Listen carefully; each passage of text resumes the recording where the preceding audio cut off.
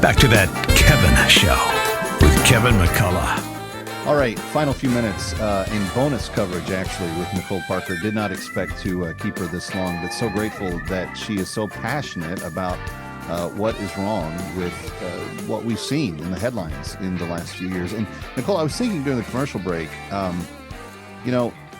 there was a laptop that a certain president's son turned into a repair shop in Delaware that the agency had in its possession for more than a year before a story broke in the New York Post about it, that was then largely condemned, some by former agents and some by other national security experts publicly. And then I think when the American people saw the roll-up on Mar-a-Lago last year, I just think people shook their heads and went, what's going on here? Do you have solutions for people that would like to see the FBI reformed, or does it have to be kind of leveled to the ground and rebuilt from the ground up? What's your take on that? That's a very important question.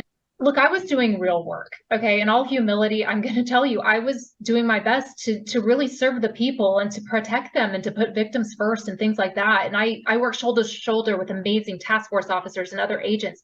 There are good people doing good work, and they are still there at the Bureau. They don't have the liberty to speak up. They don't have the platform necessarily. And frankly, they don't have the liberty. When you're employed, you can't say a word. Right. And they need their pensions, and I respect that. But I can tell you, from my perspective, and I respect all views, I understand there are people that want to abolish the FBI, but in a recent op-ed I wrote, I personally don't think that's the solution. Frankly, I think the FBI needs to have their feet held to the fire. No, we're not going to just let you just ruin this amazing institution. You need to shape up, and we need to fix this. But frankly, I don't believe, my personal opinion and others, I don't think it changes under this administration. I think that we're talking major changes would have to happen in this country with new leadership starting at the top.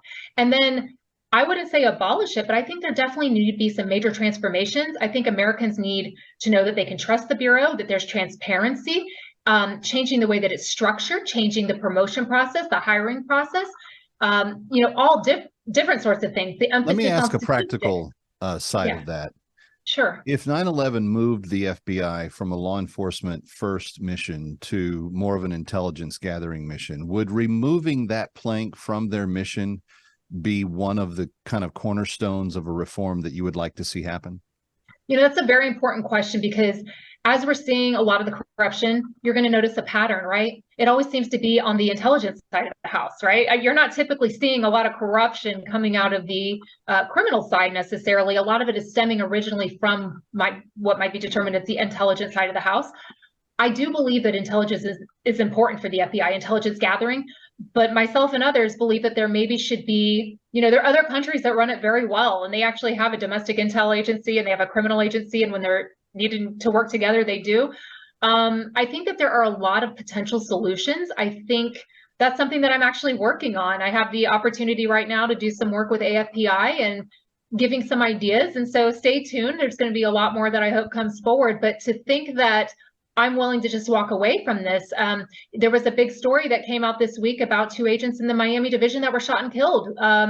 That Laura Schwarzenberger and Daniel Alfin were amazing special agents. Laura happened to be one of my very best friends. And I can tell you, there are people at the FBI doing real work that you never hear about. She paid the ultimate sacrifice. She gave her life. I will not allow this agency to have their reputation tarnished to the point that her family is no longer proud of her legacy necessarily. I'm not saying that they're not. Of course, they are always going to be proud, but they should be proud to say, hey, yeah, my mom was an FBI agent, and it should be honored and respected. And that's just not really what's happening right now. So I do think that there are changes that can take place, but I'm just being brutally honest. It's going to take time. It's going to take patience. It's going to take a lot of humility, admitting the mistakes. And I think that's part of the problem is a lot of people feel that the current leadership, until you can admit that there's mistakes, nothing's going to change. And they keep saying, hey, that politicization was under our predecessor. That was under the other director, not under me. It is ongoing right now. It's got to change. But I do want everyone to know that I am not one that believes in abolishing it. There is good work going on. You don't hear as much about it. There are solutions for this problem. It's going to take work. It's going to take dedication. But there are people that love this country, and I want it to be successful. I want the FBI to be successful. So let me propose, get your thoughts on a proposal.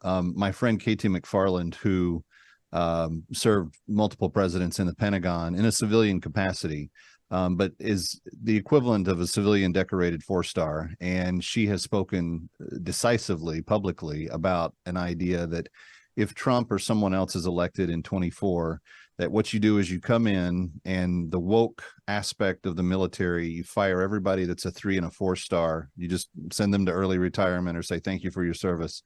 And then you promote the 2-stars that were coming up under the Trump administration before, people that are not woke, that are more focused on mission, actuality, etc. Is there a similar kind of path that the FBI could adopt? Maybe everyone on the 7th floor that is above a certain director level is gone, and you bring in guys that have been field agents and have that kind of work ethic and the integrity of what the agency's always represented. Would something like that work?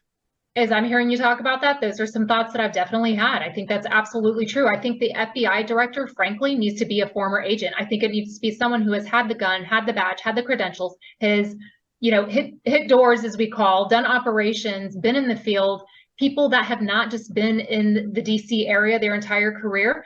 I think that there needs to be a rotation of individuals, people that are inside the Beltway for their entire career. I don't know what happens, but it just changes things, and we need fresh faces. We need fresh ideas. And I agree. I think the hiring process for the Bureau has changed drastically since I joined.